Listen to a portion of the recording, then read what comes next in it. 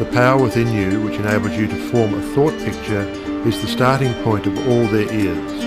In its original state, it is the undifferentiated formless substance of life.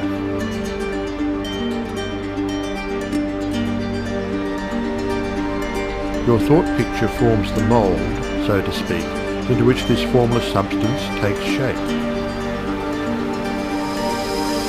Visualizing, or mentally seeing things and conditions as you wish them to be, is the condensing, the specializing power in you that might be illustrated by the lens of a magic lantern.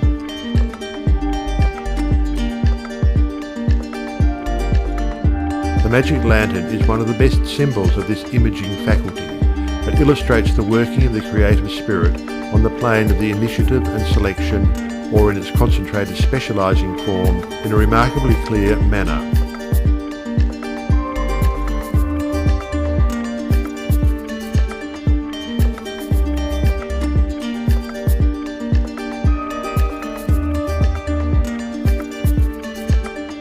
This picture slide illustrates your own mental picture, invisible in the lantern of your mind until you turn on the light of your will. That is to say, you light up your desire with absolute faith that the creative spirit of life in you is doing the work.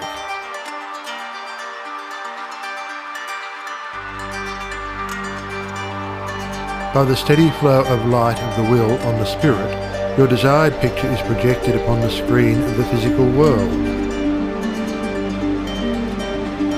An exact reproduction of the pictured slide in your mind. Visualizing without a will sufficiently steady to inhibit every thought and feeling contrary to your picture would be as useless as a magic lantern without the light.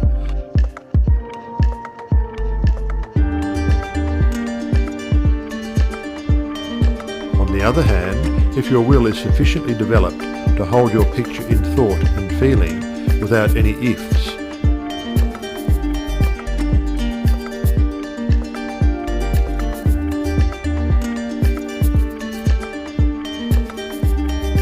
simply realizing that your thought is the great attracting power, then your mental picture is as certain to be projected upon the screen of your physical world as any pictured slide put into the best magic lantern ever made.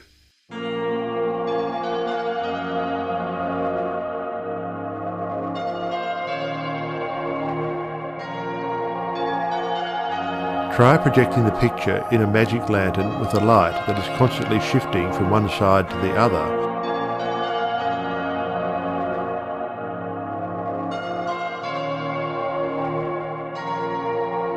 And you will have the effect of an uncertain will. It is as necessary that you should always stand back of your picture with a strong, steady will, as it is to have a strong, steady light back of a picture slide.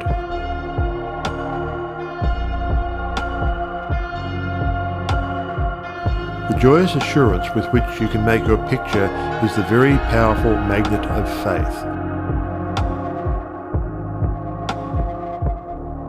And nothing can obliterate it.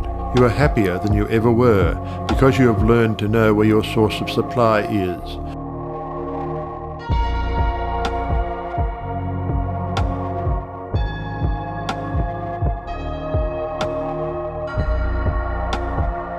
And you rely upon its never-failing response to your given direction. When all is said and done, happiness is the one thing which every human being wants, and the study of visualization enables you to get more out of life than you ever enjoyed before.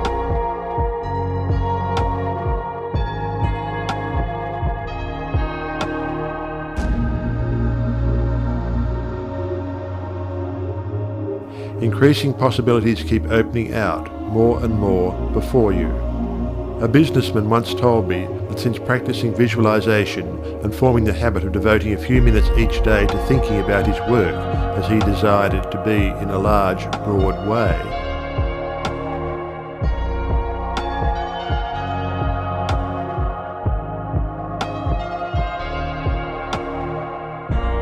his business had more than doubled in 6 months. His method was to go into a room every morning before breakfast and take a mental inventory of his business as he had left it the night before, and then enlarge upon it.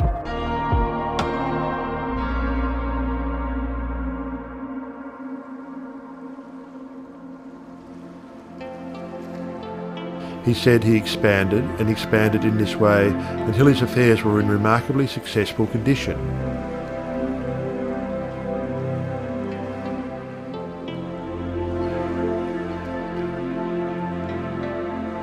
He would see himself in his office doing everything that he wanted done.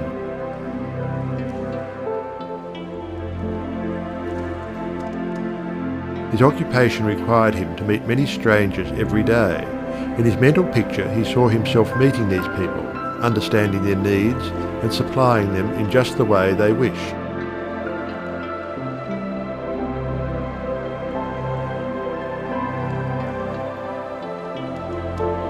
This habit, he said, had strengthened and steadied his will in an almost inconceivable manner.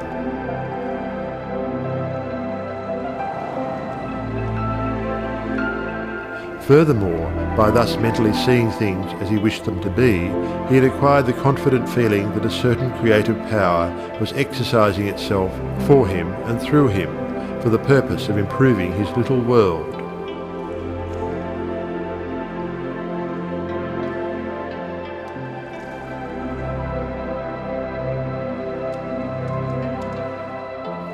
When you first begin to visualize seriously, you may feel, as many others do, that someone else may be forming the same picture you are, and that, naturally, would not suit your purpose. Do not give yourself any unnecessary concern about this.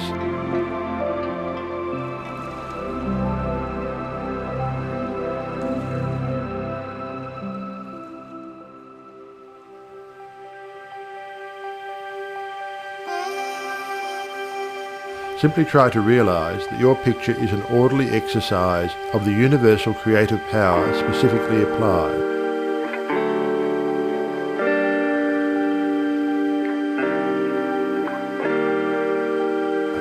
Then you may be sure that no one can work in opposition to you. The universal law of harmony prevents this.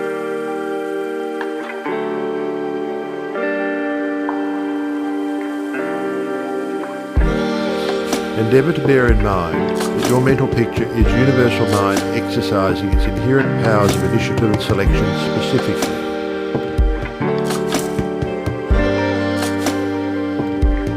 God, or universal mind, made man for the specific purpose of differentiating himself through him.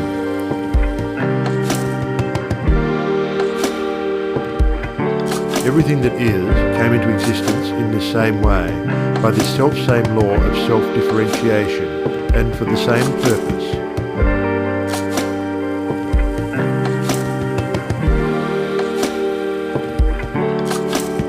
First, the idea, the mental picture, or the prototype of the thing, which is the thing itself, in its incipiency or plastic form.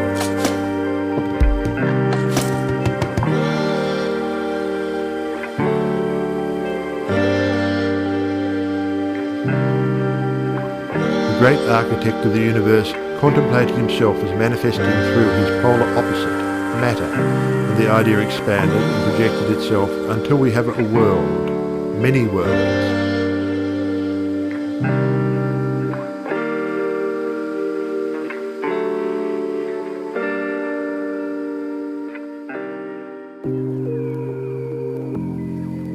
Many people ask, but why should we have a physical world at all? The answer is, because it is the nature of originating substance to solidify under directivity rather than activity, just as it is the nature of wax to harden when it becomes cold, or plaster of Paris to become firm and solid when exposed to the air.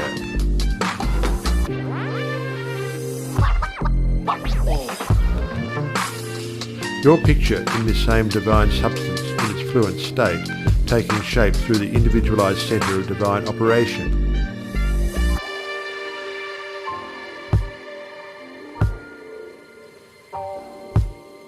Your mind, and there is no power to prevent this combination of spiritual substance from becoming physical form.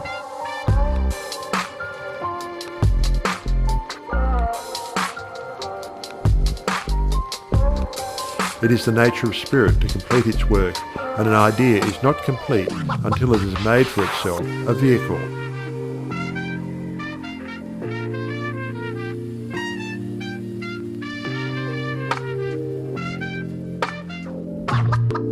Nothing can prevent your picture from coming into concrete form except the same power which gave it birth.